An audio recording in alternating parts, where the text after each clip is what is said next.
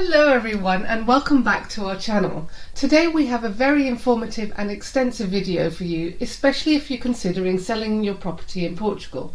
I'm Joanna and joining me is our real estate expert Keely. That's right, Joanna. Today we're going to do a deep dive into the process of selling your property in Portugal, covering every detail from start to finish. Whether you're a seasoned seller or it's your first time, we've got you covered.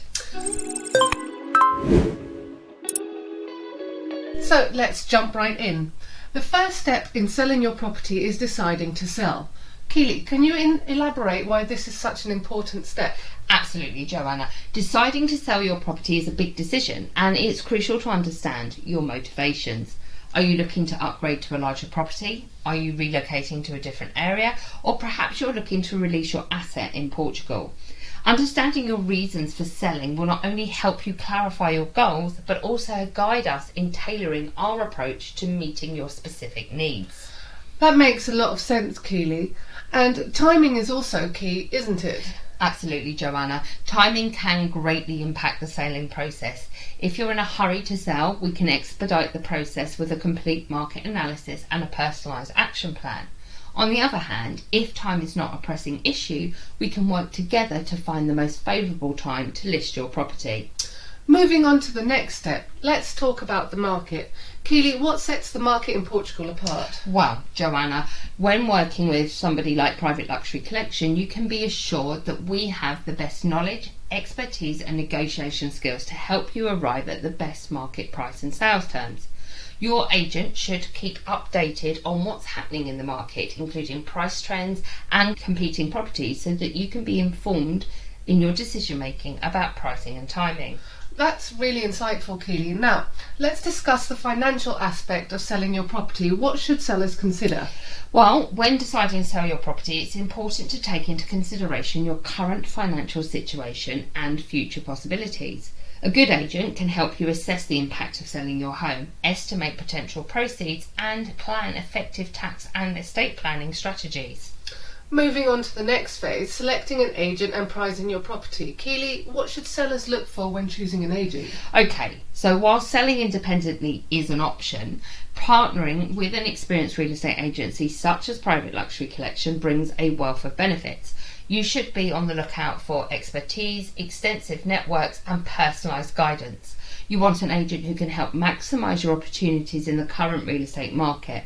From marketing strategies to navigating paperwork, they need to be with you every step of the way. And this is at the forefront of Private Luxury Collection's philosophy. And what factors should sellers consider when choosing an agent? Education, experience, availability and rapport are key factors to consider when selecting an agent. So let me break this down for you. When it comes to education, this is one of the most important factors when choosing an agent. Agents such as ours at Private Luxury Collection undergo advanced training and have years of experience selling properties in Portugal. Speaking of experience, you need a full-time experienced real estate agent who is versed in selling Portuguese real estate and understands the type of property you're looking to sell and the local area. They should be able to employ a diverse range of marketing and advertising strategies. Consider how tech savvy they are. Do they have experience selling similar properties in the past? In terms of availability, you want an agent who is committed and capable of prompt and decisive action throughout the process of selling your home. Do they make a point to keep in touch regularly? Can they be contacted easily in case of emergency or a simple question? Are they available when viewings are needed? And lastly, rapport. You need to look for an agent who makes the time to listen to your goals for selling your house in Portugal and can clarify your needs. Can they understand your unique situation? Are they genuinely concerned with the outcome? Your listing agent should be your guide and your partner in this crucial decision, so it's really important to choose someone you can build trust and a relationship with. For us, it's about prioritising clear communication and building trust with our clients from the very start, ensuring a smooth and successful selling experience. That's really important to keep in mind. Now let's talk about property valuation. Keely, how do sellers determine the value of their property?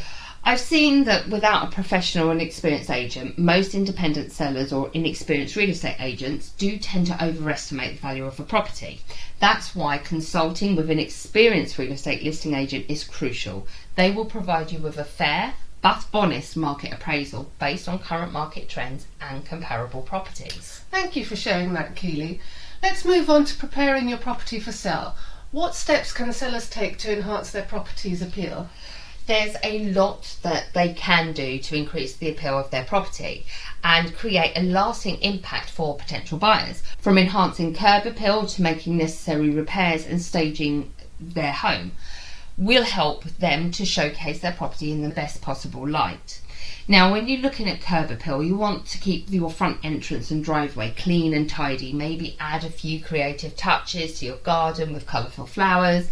This can have an immediate impact on potential buyers when they arrive at the property, and also on anyone passing by who might see the for sale sign.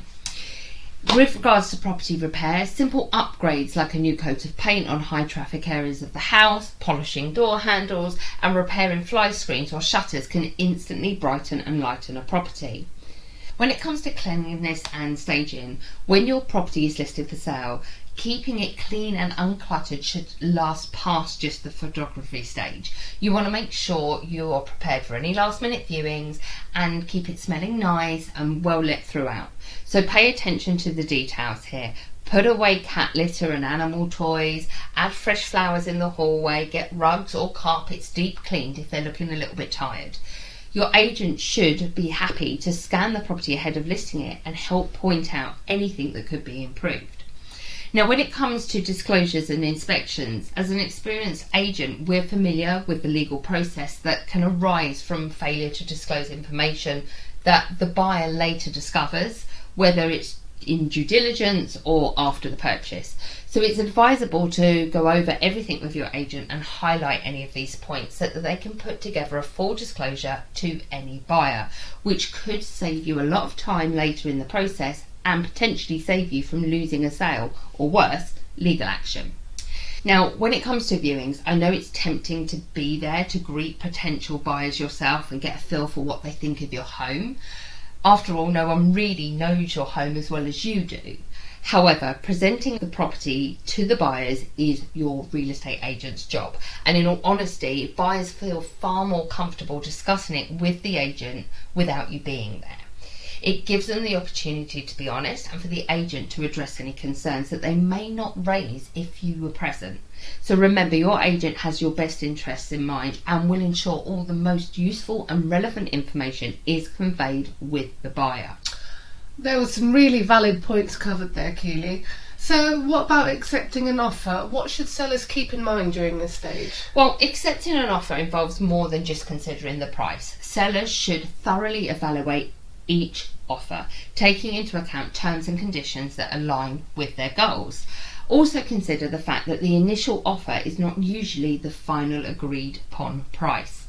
Having a trusted and experienced real estate agent who is objective and thoroughly assesses each offer will ensure a smooth negotiation process and help sellers make informed decisions. Okay, so offers have come in and negotiations have happened. What happens once an agreement has been reached by both sides? So, once an agreement has been reached on the sale price and the terms, you should receive a formal written offer that outlines all the elements. At this stage, it can be customary for buyers to make an earnest deposit with their lawyers for around €5,000 that will be held in escrow with their lawyer. Now, this isn't always the case, as in Portugal the legal framework is to go from offer to CPCV, or promissory contract. So whilst it's not legally binding, it does show a gesture of good faith and indicates the buyers are serious and intend to complete the purchase. It also allows time for all the paperwork to be submitted to the buyer's lawyer so that they can begin the due diligence ahead of signing that contract. Keely, you mentioned due diligence. What is this? Good point, Joanna. This is when the buyer's lawyer will examine all the documentation relating to the property and ensure that the property is clear from any liens or charges so that it can be sold and that everything is legal and correct. They will want to review all the individual property documents, ensure the property is owned officially by the seller and draft out the promissory contract with all the terms agreed in the offer. Thank you for explaining that. Is there anything else that you think should happen at this stage? Yes, a lot of international buyers will want to have the property inspected by a licensed surveyor. Whenever possible, they will aim to do this ahead of signing that CPCV or promissory contract. Also, if the purchase is being financed and funded by a bank, the funding bank will also want to carry out a full appraisal to confirm that their investment in the property is accurate. Now, from a buyer's side, if they haven't been able to complete something such as the appraisal or the inspection, they may seek to add these as a condition to be met for the contract to be legally binding.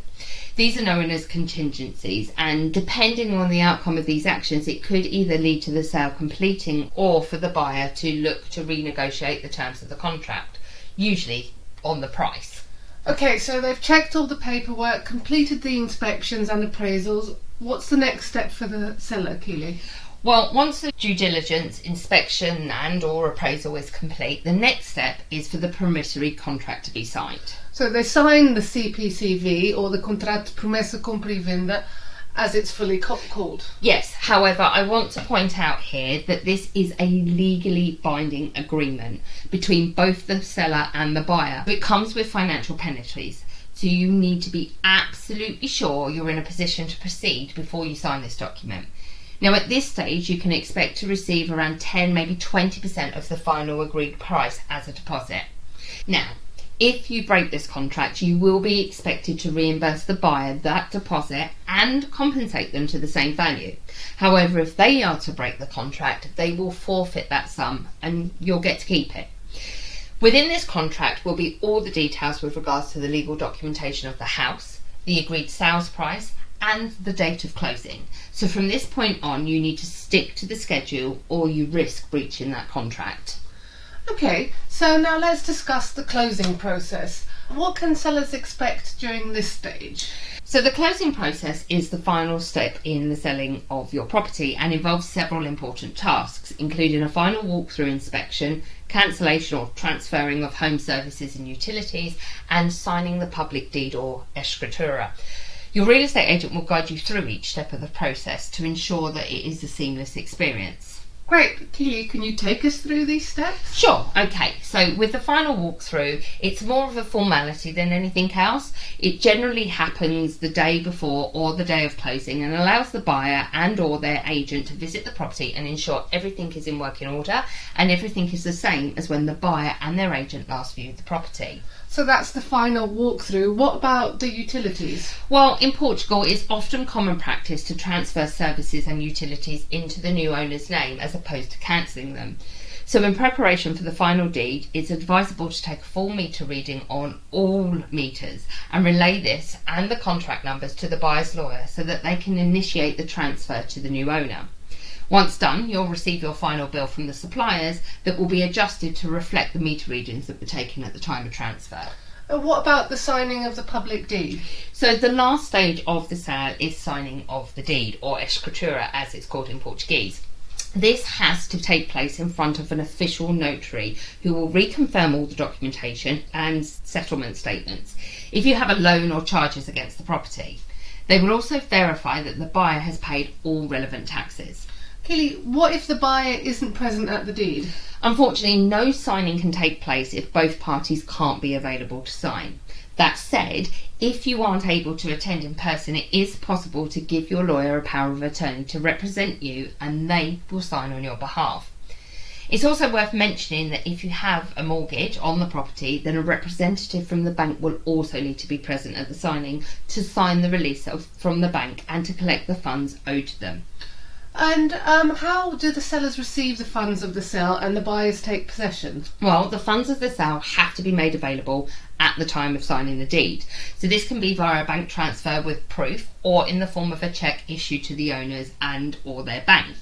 Regarding possession, as the seller, you'll need to ensure you have vacated the property unless otherwise agreed and that you have all property keys and other important information for you to hand to the buyer in the signing.